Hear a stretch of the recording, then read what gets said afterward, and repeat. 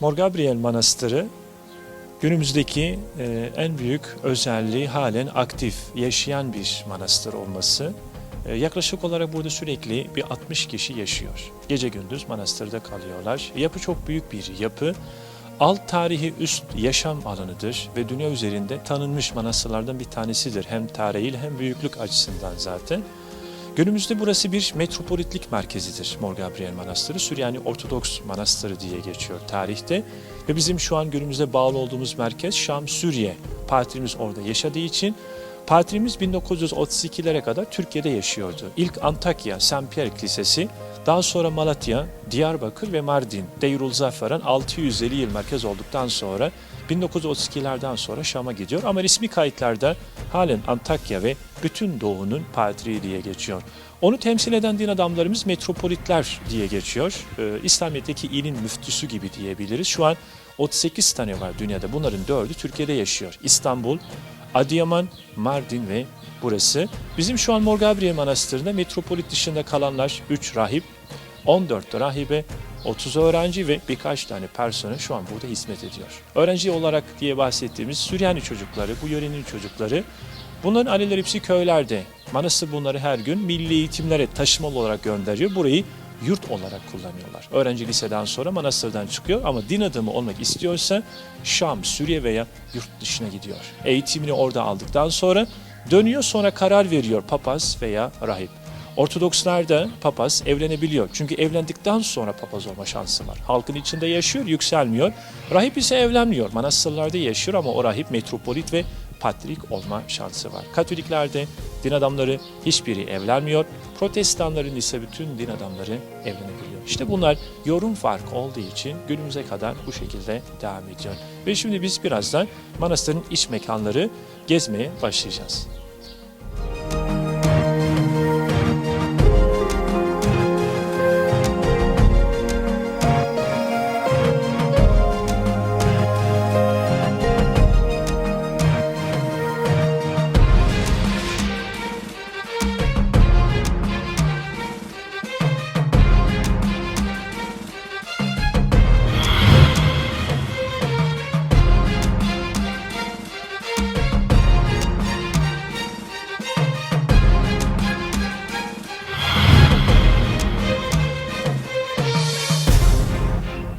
Tarihi mekanlara geçtik. Mor Gabriel Manastırı farklı dönemlerde yapıldı. Zamana göre, ihtiyaca göre içinde ilaveler yapıldı. Bizim bulunduğumuz manastırın en eski, en tarihi kilise bölümü oluyor. Manastırda her gün ibadet yapılıyor. Sabah, öğlen ve akşam. Günde 7 vakit ibadet var kiliselerde. İbadetlerin 3 tanesi toplu, 4'ü bireysel. Dışarıdan kimse katılmıyor. Süryani halk olarak gelebilir, o da uzak. Kendi köylerinde kiliseleri ve din adamları olduğu için gelmiyorlar. Burası ana bina olduğu için milattan sonra 397 yılında 2 rahip tarafından bir rüya üzerine gelip kuruyorlar. Mor Samuel ve Mor Simon. Ama yapı Bizans ve Roma kralların yardımlarıyla Arkadius ve Anastasius'un kilisenin inşaatı tamamlanıyor. Yaklaşık olarak 1621 yıllık geçmişi var. 20 sene önce restore edilmiş duvarlar, sadece yapılan aradaki dolgu, taşlar orijinal halini koruyor. Kilisenin tavanı Bizansların döneminde gümüş ve altın kaplama olarak yapılmıştır. O dönemlerde Bizanslar 2 asma ağacı yapmışlardı kilisede, yerden tavana doğru yükselen. Biri altın, biri gümüş. Bir de onlarda asılı kandiller. Tarihte 90 kilodan bahsediliyor. Onlar hepsi Moğollar Timur döneminde yağmalandı. Sadece içeride ayın bölümü var. Onun tavanında ise mozaikler kalmış, altın yaldızlı. Türkiye'deki bulunan en eski tavan mozaikleri oluyor. Bir benzeri var, o da İstanbul'da Kariye Müzesi, bir de Ayasofya'da.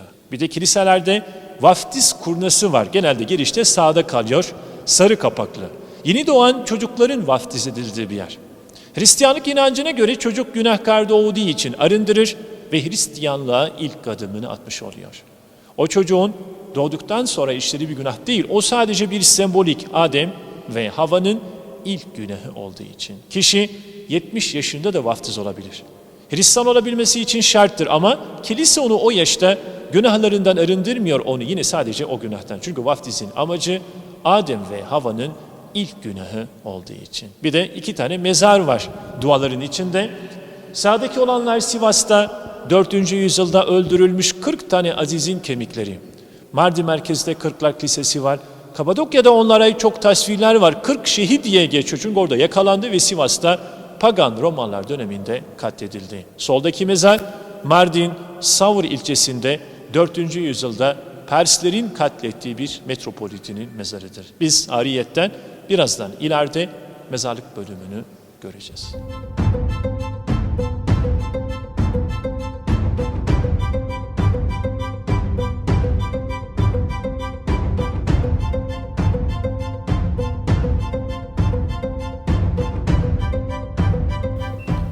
Şu gördüğünüz yazı Süryanice.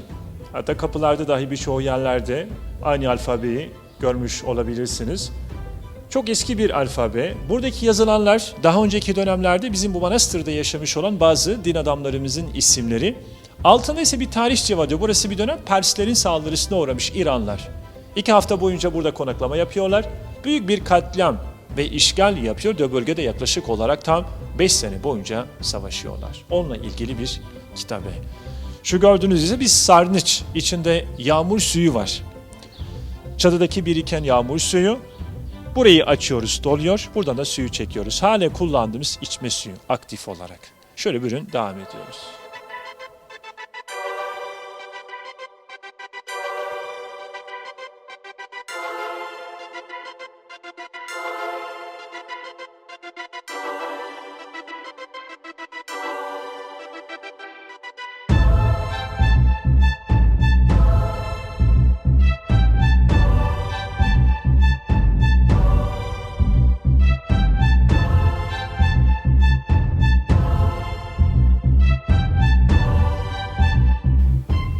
Burası Theodora Kubbesi diye geçiyor tarihte.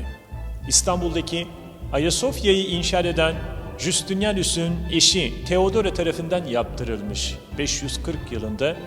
Dikkat ettiyseniz 8 kemeli bir yapı. Ayasofya'da, Pamukkale'de ve Efes'te var bunun benzeri. Vaftizhane olarak diye inşa ediyorlardı ama o dönemlerde insanlar 30 yaşa vardıktan sonra vaftiz oluyorlardı. Bunun nedeni çünkü İsa Mesih 30 yaşındayken vaftiz oldu. Kilise baktı artık hastalıktır, savaştır, birçoğu insan 30 yaşa varmadan önce ölüyor. 4. yüzyıldan sonra bebekken vaftiz etmeye başladı. Ama burası o amaçla hiçbir zaman kullanılmadı. Sadece rahipler tarafından burası yemekhane salonu olarak kullanmışlardı.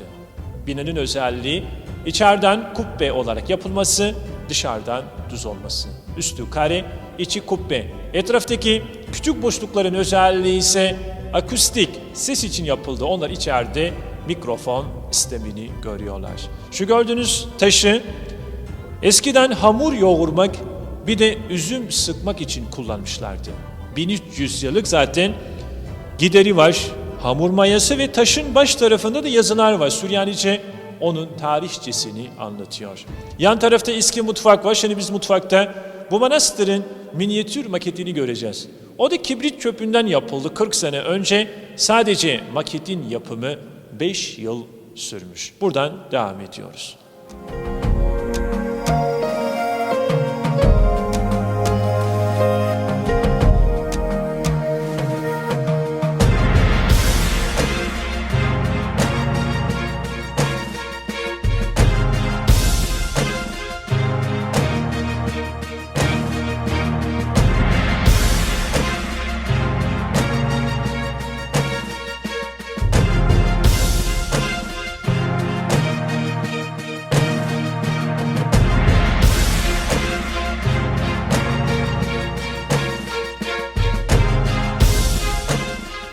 Evet, az önce bahsettiğim manastırın eski mutfak bölümü. Son yıllara kadar aktif olarak kullanmışlardı ve muazzam bir beşik tonus var.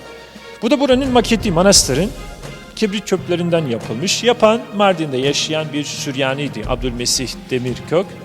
Bunu bir kişi yaptı. Biz manastıra şu kapıdan giriş yaptık. Geldik, burası kilise bölümüydü.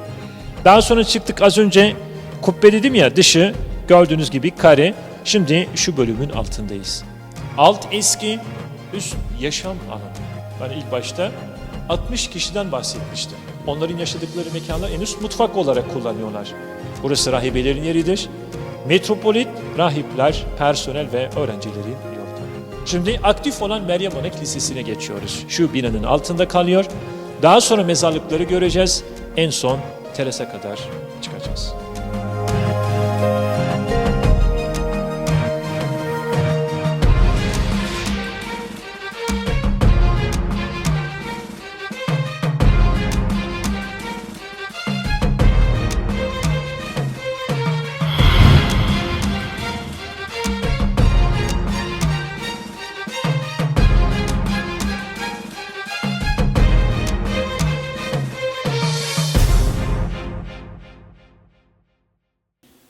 Burası Meryem Ana Kilisesi oluyor.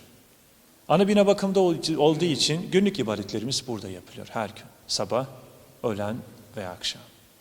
Günde 7 vakit ibadet var. 3'ü toplu, 4'ü bireysel.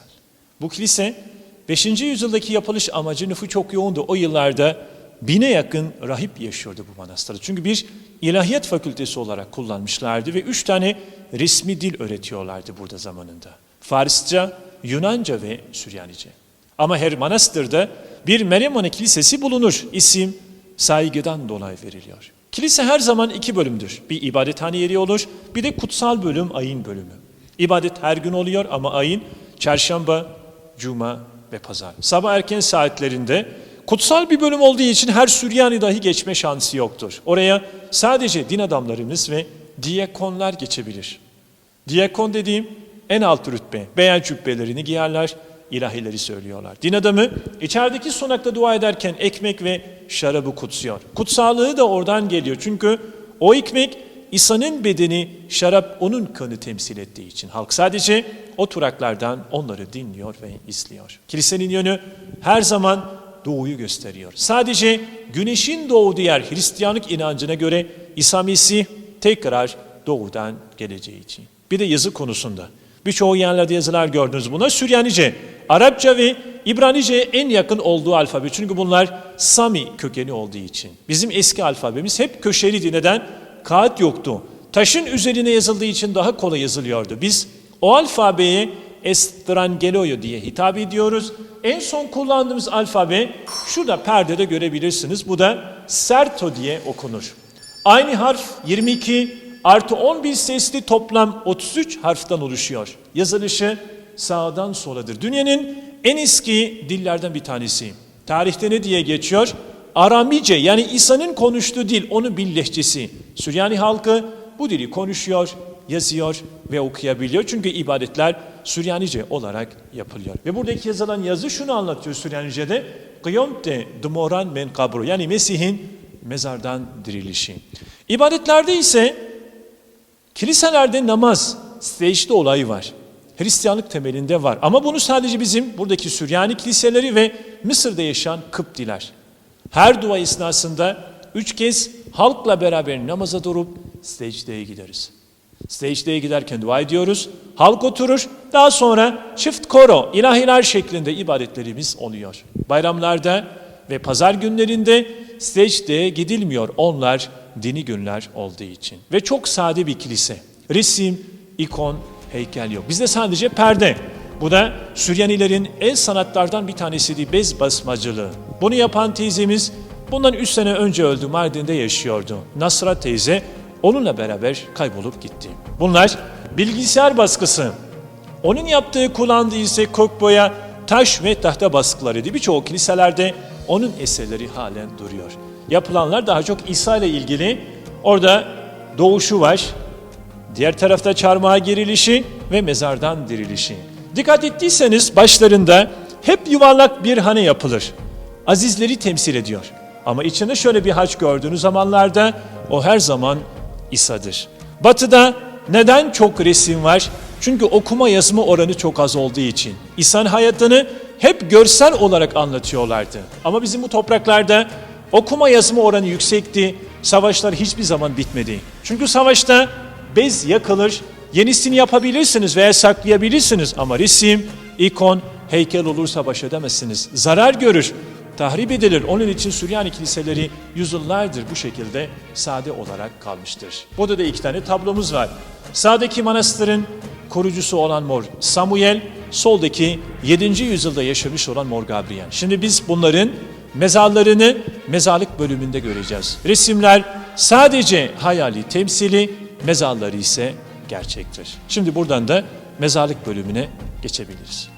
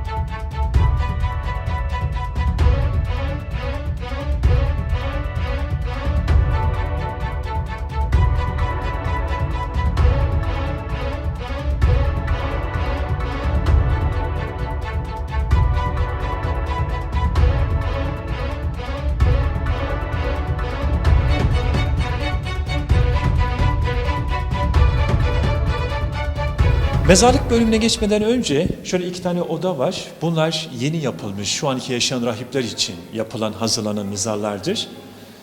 Yazı Süryanice şunu anlatıyor. Beth veya beytu ev, kubure mezarlar, deroya rahipler. Rahiplerin mezarları veya evi. Şuradaki olan yazı Beth Kadişe, azizlerin evi diyor. Şöyle içeri girdiğimiz zaman mezarlık bölümüne, üst tavana baktığımızda çok eski bir yazı var. Süryanice buranın tarihçesini anlatıyor. Maalesef dökülmüş hepsi kabartma olduğu için. Ve bizim Süryani Kilisesi din adamlarını öldükten sonra sandalyede oturur pozisyonda. Tören kıyafetiyle ve doğuya bakar şekilde gömer. Sadece din adamlarını. Ama halk yatay vaziyette sırt üstü ve dışarıdaki mezarlıklarda. Neden oturarak? Saygıdandır. İsa Mesih'i kıyamet gününde hazır bir vaziyette karşılamak için. Doğuya bakmanın sebebi tekrar doğudan geleceği için. Manastırdaki en son defin 1984'te olmuş. O da şurada soldaki metropolitti. 85'ten beri bu yana aynı metropolit burada hizmet ediyor. Mezarlar 1,5 metre derin. İçinde toprak yok. Lahit dediğimiz taşlarla kapatıyorlar. İnsan belli bir zamandan sonra çürüyor. İhtiyacı olduğu zaman en eski mezarı açıyorlar. Kemikleri çıkartmıyorlar. Kenara alıyorlar. Bir başkasını defnediyorlar. Ve aynı mezarı bu şekilde birkaç kişi için kullanabiliyorlar. Yani bizde yakma yoktur. Bunu hep sorarlar bize insanlar. Filmlerde gördükleri için. Budist inancında veya Hindu inancında var. Yurt dışında yaşayan bazı Hristiyanlar de bunu yaparlar. O tamamen kişisel bir vasiyettir. Ama inançta ölü yıkanır. Yıkandıktan sonra giydirilir. Kefen olur, kıyafet, tabut ve tabutsuz fark etmiyor. Oturarak sadece bizim Süryani Kilisesi'nin din adamları. Burada şu an birer metropolit var. Şu gördüğünüz, bu da çok eski tarihi bir mezar. Yuhanna isimli. Kendisi tüccardı, Arap kökenliydi, pagandı. Daha sonra Hristiyanlık kabul etmiş ve bütün hayatını burada inzivaya çekilmiş. 634 ölüm tarihi, o da kendi odasında defnedilmiş. Şimdi buradan da aşağıya, yani Azizlerin evine iniyoruz. Azizlerin evine geldik. Yapılış tarihi 449. Mezar dediğim nişlerin içindeki olanlar 15 tane. İçinde 12.000 azizin kemikleri defnedilmiş bir mezarlık bölümüdür. Şu iki bölümde 12.000 aziz var. Artık burası kullanılmıyor. Daha önce çok güzel lahit taşlar vardı bunların üzerinde. Tahrip edildi, sonra bu şekilde kapatıldı. Her cumartesi akşamı burada toplu bir duamız oluyor. Veya dışarıdan gelen Süryani halkı burayı muhakkak ziyaret eder, dua eder. Çünkü burası Mor Gabriel Manastırı Süryaniler için Kudüs'ten sonraki gelen ikinci kutsal mekanlarıdır. O dereceye kadar büyük bir önem taşıyor ve Süryanilerin en büyük manastırı. En önemli mezar şu yerdeki olan. O büyük bir aziz, buranın ismini alan Mor Gabriel'in mezarıdır. Mor Gabriel'in yaşadığı yıllar 594, 668, 74 yaşındaydı. Onun mezarı açık olmanın sebebi toprak var içinde, insanlar bereket, şifa niyetiyle alıp kullanıyorlar. Herkes kendi inancına göre. Ama yerde olmanın sebebi mütevazi ve alçak gönüllü olduğu için mezarını ayakların altında istemiş, en alt seviyede. Mor Gabriel veşaret ediyor. İsmini daha sonra bu manastıra veriyorlar. Çünkü daha önce Mor Simon ve Mor Samuel'di. Onlar bu manastırın kurucularıydı. Ama en parlak dönemi altın çağı yaşattığı için Mor Gabriel ismini vermişler. Deyrul Umur buranın diğer adı. Deyro Manastır, Umur yaşamdır. Yaşam manastırı veya rahiplerin meskeni. Mor kelimesi Süryanice'de aziz demek. Mort denildiği zaman azize, o da kadınlara hitap edilir. Onun devamı var. Özellikler aynı. Fakat orada da yerde küçük bir tane mezar var. En eski manastırın koruyucusu olan Mor Samuel. Biz ona Şmuel diye hitap ediyoruz. Ölüm tarihi 409, yani 1600 sene önce yaşamış bir din adamı. Ve burada dikkat ettiyseniz kilit sistemi kullanmışlar. Harçsız bir yapı. Aradaki dolgular sonradan yapıldı. Bunlar bizim gezdiğimiz manastırın içindeki bulunan tarihi mekanları. Şimdi buradan da yukarı çıkacağız. Üst yaşam alanı. Orada da birkaç tane anlatım yaptıktan sonra aşağıya doğru iniyoruz.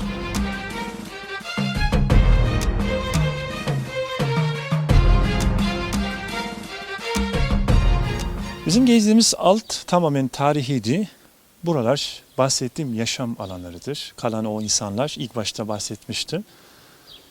Hepsi bunlar bizim bu yörenin halkı, Süryani ve burası Ortodoks mezhebine bağlı. Daha çok bize Süryani kadim diyorlar. Neden kadim? Çünkü Süryaniler Hristiyanlığı ilk kabul eden toplum oldukları için. Bir millet doğulur olunmaz, dini Hristiyan. Ama Süryani Kilisesi kendi içinde tarih boyunca 7 mezhebe ayrılmış. Ben bir Süryani olarak Ortodoks olabilirim.